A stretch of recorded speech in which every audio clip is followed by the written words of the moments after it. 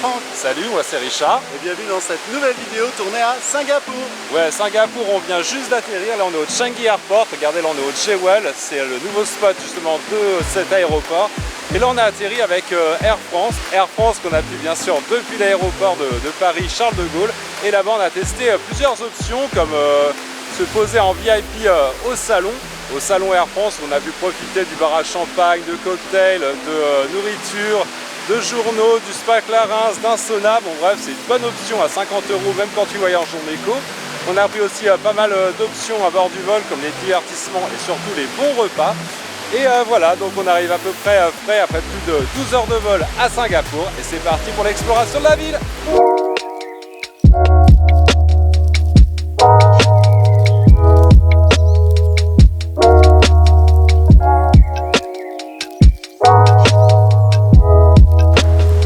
Les jardins à Garden by the Bay, au pied de Marina Bay Sands, occupent en fait un territoire de plus de 100 hectares. Ils sont vraiment gratuits, libres d'accès, sauf les dômes qu'on va aller visiter. Et ils ont été créés en 2012 lorsque la ville a vraiment mis la nature au cœur de son développement. Les jardins ont quand même coûté plus de 1 milliard de dollars et offrent vraiment plein d'univers différents. Il y a les fameux Super Trees, des arbres géants qui sont là-bas, qui s'illumine la nuit tombée. D'ailleurs à ce moment-là le spectacle est vraiment dingue et les jardins prennent une autre dimension. On a l'impression d'être au cœur d'un film de science-fiction comme Avatar. C'est vraiment l'attraction phare de Singapour et on comprend pourquoi.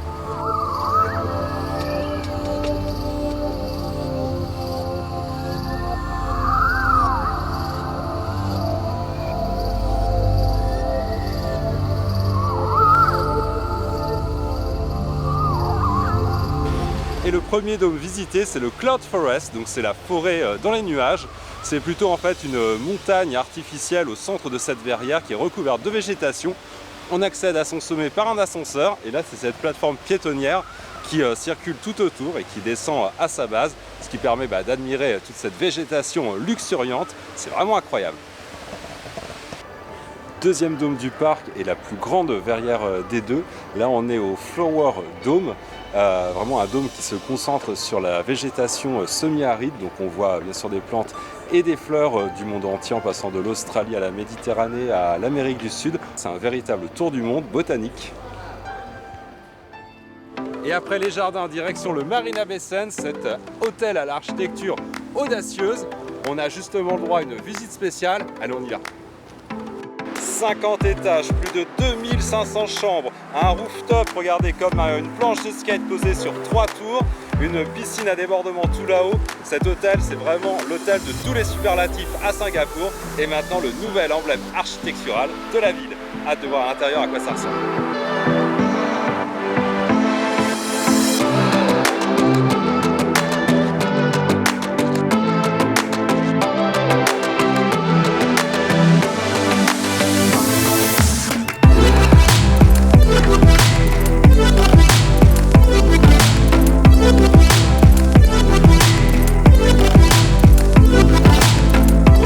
Et si tu te demandes à quoi ressemble une suite ici au Marina Bay Sands, voilà, on te donne la réponse. Là on est en train de faire un room tour. C'est l'une des suites caractéristiques des étages supérieurs. On est au 50e étage, vraiment les volumes sont incroyables. Il y a 2 chambres, des salles de bain vraiment gigantesques. C'est très agréable, donc si tu as le budget, on te recommande de dormir là et surtout, regarde la vue.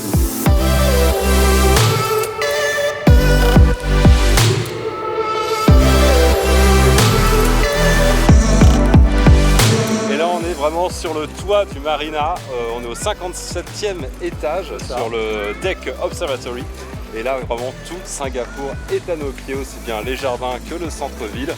C'est vraiment incroyable. Bon là on est entre 2 orages donc la luminosité n'est pas au top mais on en prend quand même plein la vue.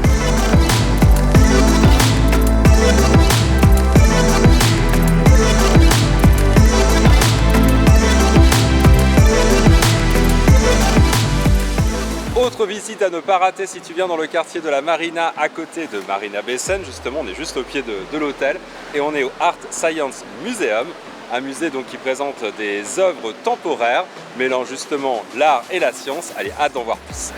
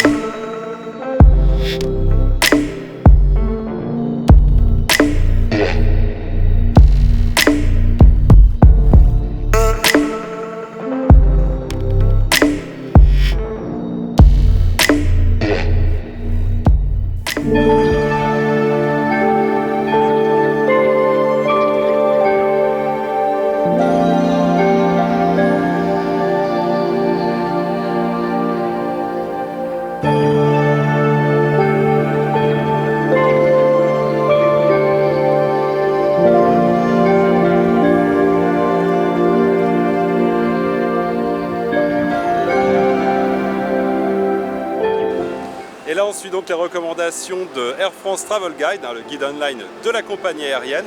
Et ici, il recommande cette visite. On est au cœur de Chinatown et c'est le temple de la relique de la dent de Bouddha, un temple qui a été construit au début des années 2000, 4 étages. Vous voyez, c'est vraiment une architecture magnifique. L'intérieur doit être splendide aussi.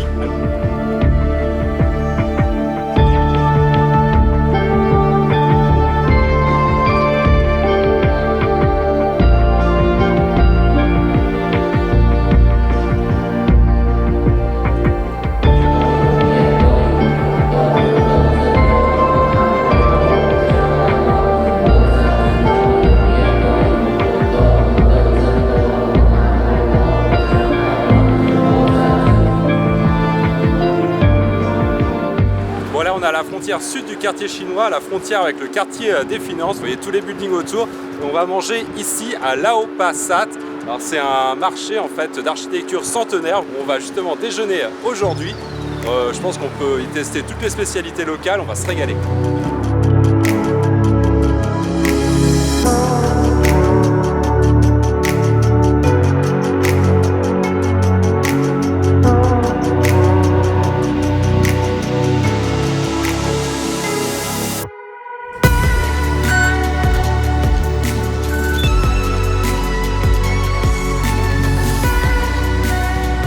Autre quartier à ne pas louper si tu viens à Singapour, Little India. Alors à l'instar de Chinatown ou du quartier arabe, c'est l'un des quartiers communautaires où pour le prix d'un ticket de métro, tu as l'impression de faire un voyage à l'autre bout du monde. C'est plein de couleurs, c'est plein de vie, c'est aussi un bon plan si tu veux faire du shopping. Parce que là franchement, il y a de quoi faire ici à Little India. Allez, c'est parti pour une exploration du quartier.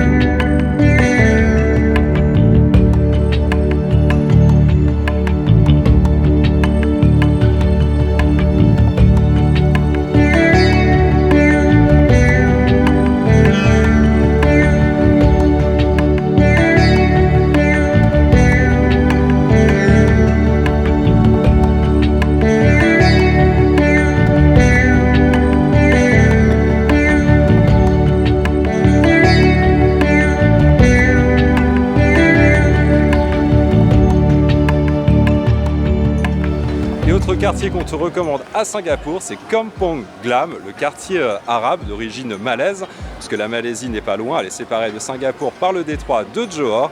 Et ici, en fait, on vous conseille de vous balader dans toutes les petites ruelles qui mènent à la mosquée Masjid.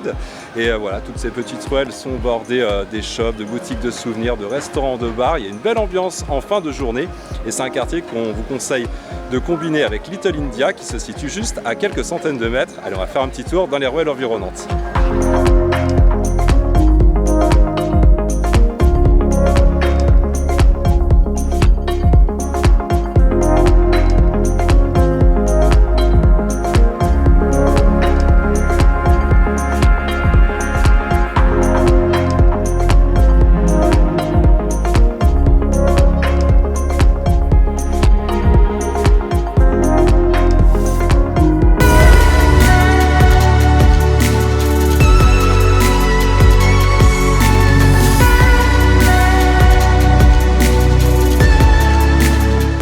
Visite incontournable à Singapour pour les fans de nature, de plantes et de fleurs. Bienvenue au jardin botanique.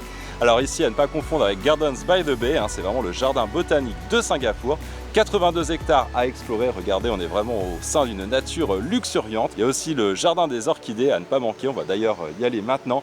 Et il faut noter que ce site est inscrit au patrimoine mondial de l'UNESCO parce qu'il abrite une forêt primaire, ce qui est vraiment rare et à souligner pour une ville de l'importance de Singapour.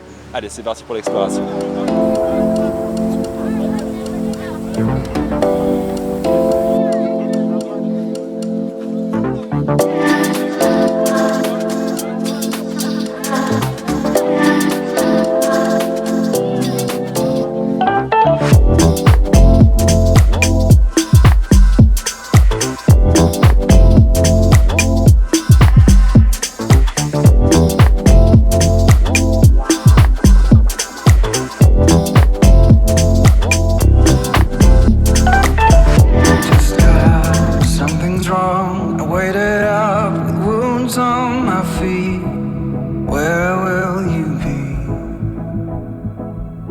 Et regardez là où on finit la journée. Ouais, on est dans le quartier de Clark Quay, qui est en fait l'ancien port de Singapour, qui s'est complètement reconverti quand le port a changé de place parce qu'il avait besoin d'un petit peu plus d'espace.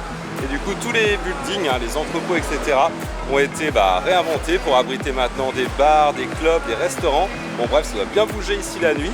Nous, on va aller juste à côté, on va aller prendre un bateau pour justement faire une petite croisière fluviale le long des quais pour admirer toute l'architecture de Singapour. Puis on verra là peut-être après tout à l'heure.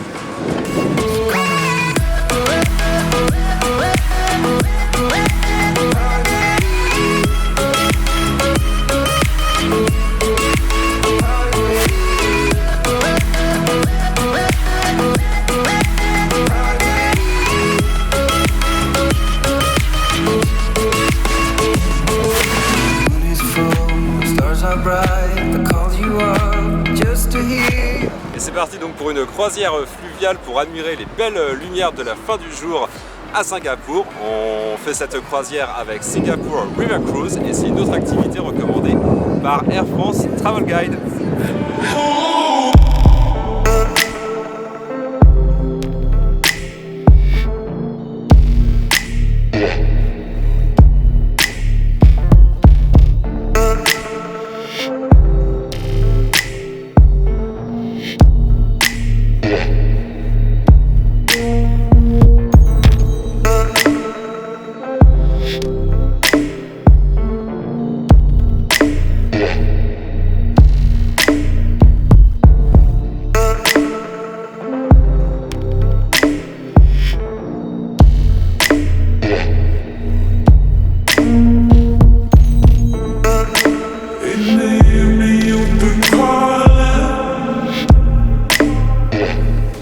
La surprise de fin de journée, c'est le spectacle son et lumière à Gardens by the Bay. Vous allez voir, les super trees vont prendre vie. Ça va être magnifique. Il y a deux spectacles à 19h45 et à 20h45 et c'est gratuit.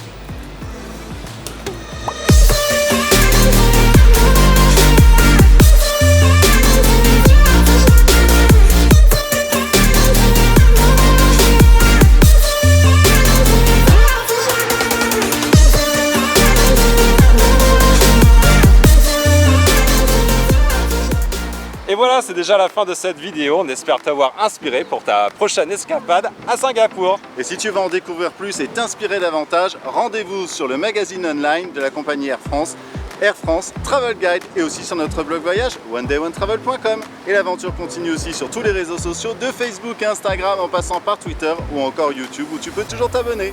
Bon, on se dit à très vite pour de nouvelles aventures. Allez, ciao!